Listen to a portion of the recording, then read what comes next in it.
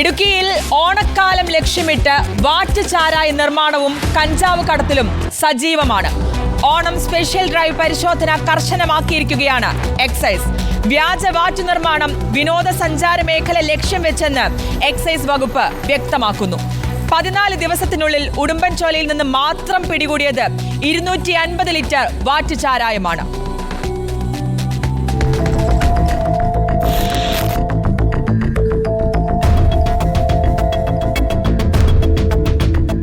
ഓണക്കാലം ലക്ഷ്യം വെച്ചുള്ള അനധികൃതമായ വ്യാജ ചാരായ നിർമ്മാണത്തിന് തടയിടുന്നതിനും അതിർത്തി കടന്ന കേരളത്തിലേക്ക് അനധികൃതമായുള്ള ലഹരി കടത്തിനും പൂർണ്ണമായി തടയിടുന്നതിനുള്ള പരിശ്രമത്തിലും പരിശോധനയിലുമാണ് എക്സൈസ്.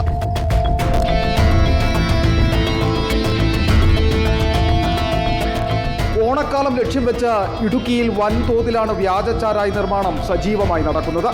ഒപ്പം തമിഴ്നാടിന്റെ അതിർത്തി കടന്ന് കേരളത്തിലേക്ക് വൻതോതിൽ കഞ്ചാവും മറ്റ് ലഹരി വസ്തുക്കളും എത്തുന്നുണ്ട്. ഇതിന് തടയിടുന്നതിനായി എക്സൈസ് കഴിഞ്ഞ 14-ാം തീയതി മുതൽ ഓണം സ്പെഷ്യൽ ഡ്രൈവ് ആരംഭിക്കുകയും ചെയ്തു. 14 ദിവസത്തിനുള്ളിൽ മലയോര മേഖലയായ ഉടുമ്പൻചോലയിൽ നിന്ന് മാത്രം പിടികൂടിയത് 250 ലിറ്റർ വ്യാജ ചാരായം. 4 പേരെ അറസ്റ്റ് ചെയ്തു. ടോറസ് ലോറിയിലടക്കം അതിർത്തി കടത്തി കഞ്ചാവ് എത്തിക്കാൻ നടത്തിയ നീക്കവും എക്സൈസ് തടഞ്ഞു. ഇതുവരെ പിടികൂടിയത് 30 കിലോ കഞ്ചാവും 7 പ്രതികളെയും.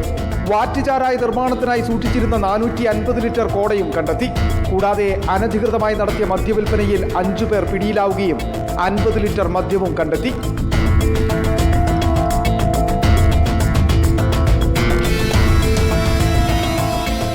ഓണം സ്പെഷ്യൽ ഓഗസ്റ്റ് മാസം 14-ാം തീയതി ആരംഭിച്ചിട്ടുണ്ട്. അതിൻ്റെ ഭാഗമായിട്ട് ഉടുമ്പൻചോല സർക്കിൾ പരിധിയിൽ നിന്ന് തന്നെ 30 കിലോളം കഞ്ചാവും അതിനുള്ളിൽ 7ഓളം പ്രതികളെ അറസ്റ്റ് ചെയ്തിട്ടുണ്ട്. പിന്നെ 230 ലിറ്ററോളം ചാരായവും അതിനോടനുബന്ധിച്ച് 5 പ്രതികളെ അറസ്റ്റ് ചെയ്തിട്ടുണ്ട്. 450 ലിറ്റർ കോടയും വാറ്റ് പന്നുകളും എടുത്തിട്ടുണ്ട്. വൻതോതിലുള്ള വ്യാജ ചാരായ നിർമ്മാണം ഓണക്കാലത്തെ വിനോദസഞ്ചാര മേഖല ലക്ഷ്യം വെച്ചാണെന്നാണ് എക്സൈസിന്റെ കണ്ടെത്തൽ. നമ്മുടെ ടൂറിസം മേഖലകളിലാണ് അത് കൂടുതലും കണ്ടുവരുന്നത്.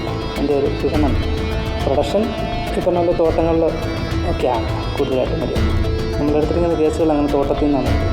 ഉൾഗ്രാമ പ്രദേശങ്ങളും തോട്ടം മേഖലയും കേന്ദ്രീകരിച്ച് വ്യാജ ചാരായ നിർമ്മിച്ചാണ് വിതരണം നടത്തുന്നത്. ലിറ്ററിന് 800 രൂപ മുതൽ 1200 രൂപ വരെ ഈടാക്കിയാണ് വ്യാജ വാറ്റ് വിൽപ്പന. ഇതിനായി വലിയ സംഘം തന്നെ പ്രവർത്തിക്കുന്നതായാണ് എക്സൈസിന് ലഭിച്ചിരിക്കുന്ന വിവരം. ഇതോടൊപ്പമാണ് ആന്ധ്രയിൽ നിന്നും കർണാടകയിൽ നിന്നും കഞ്ചാവ് തമിഴ്നാട്ടിലെ ബോഡി നായിക്കന്നൂരിൽ എത്തിച്ചതിന് ശേഷം അതിർത്തി കടത്തി ഇടുക്കിയിലേക്കും ഇടുക്കിയിൽ നിന്ന് സംസ്ഥാനത്തെ വിവിധ ജില്ലകളിലേക്കും കടത്തുന്നത്.